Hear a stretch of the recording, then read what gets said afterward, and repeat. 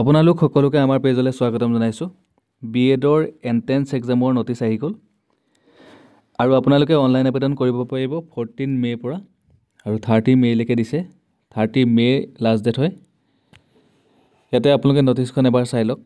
This is for the information of all concerned that the online portal for BEd entrance examination 2025 will be open for submission of application by the eligible candidates from 14 May 2025 to 30 May 2025. 14 মে'ৰ পৰা 30 মে'লৈকে আপোনালোকে আবেদন কৰিব পাৰিব। Candidates willing to pursue 2 years BEd course from the session of 2025-27 in the Teachers Training College Institute affiliated under Assam University should apply only through the Assam University online admission portal for appearing the BEd entrance examination.